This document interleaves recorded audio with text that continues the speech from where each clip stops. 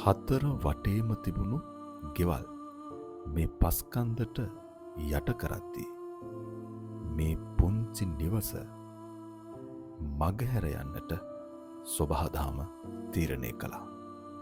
මේ විශ්වයේ හාස්කම් තේරුම් ගත නොහැකි මේ සොබහදහමේ තීන්දුව හරි පුදුමයි. මේ මහ පොළොව මත මිහිදන්නු අපේම මිනිසුනි. නිබ්බානම් පරමංසුකං පරම සැපත වූ අමා මහ නිවන් සුව ඔබටත් වේවායයි අප ප්‍රාර්ථනා කරන්නෙමු. සසර වසනතුරු නිවන් දකිනතුරු ඔබට මෙවන් අකල් මරණයක් කිසි කලක නොවේවායයි අප ප්‍රාර්ථනා කරන්නෙමු.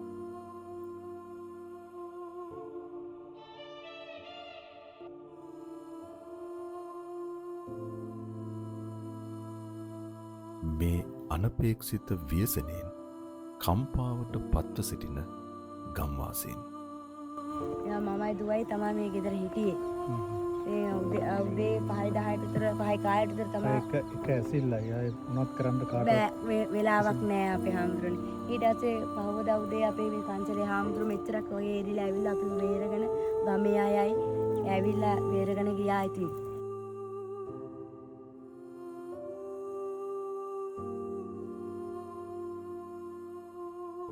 ගමක සුන්දරත්වයේ දකිමින් ජීවත් වන්නට සිහින මවන ඔබ මොහොතකට කම්පනයට පත් කරන මේ සිදුවීම ඇසූ පිරු හැම කෙනෙකුටම කම්පනයට පත් කරනවාට කිසිදු සැකයක් නැත. අකාරුණික රුතුරු ජලධාරාවෝ යහන්ගල පාමුලින් කිලෝමීටර් 5ක් 6ක් දුර ගෙවා දමා පවුල් 15ක 35 දෙනෙකු මේ මිහි මත සදාකාලිකව මිහිදන් කරන්නට තරම් මේ ජලධාරාව කුරිරු වූවා.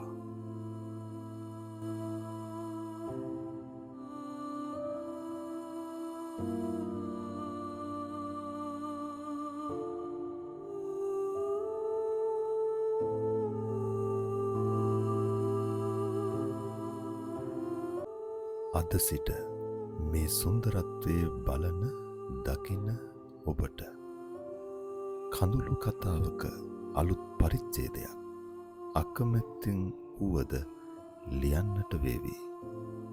කුෂිකර්මාන්තය තම ජීවනෝපාය කරගත් අවිහිංසක ගැමි ජීවන රටාවකට උරුමකම් කියන අව්‍යාජ ගැමි පිරිසක් ජීවත් වූ හෙල්මලු ක්‍රමයට ගොවිතැන් කරපු ඉතාම රමණීය සුන්දරත්වයෙන් අනූන වෙල්ල අයක් තමයි මේ ගල් පර්වතයන්ගෙන් පිරුණු පස්කන්දක් බවට පත්වෙලා තියෙන්නේ. අව්‍යාජ මිනිසුන්ගේ සුන්දර කතාබහ කුරුල්ලු කිරිල්ලන්ගේ මිහිරි නද සුරතල් සතුන්ගේ හා ලදරුවන්ගේ කෙලිලොල් හඬ ගලා යන ජලපහරේ නාදය සදහටම එක් ඇසිල්ලකින් නවතා දමා සමූහ මිනිවලක් බවට පත් වූ ඒ මහා ඛේදවාචකය.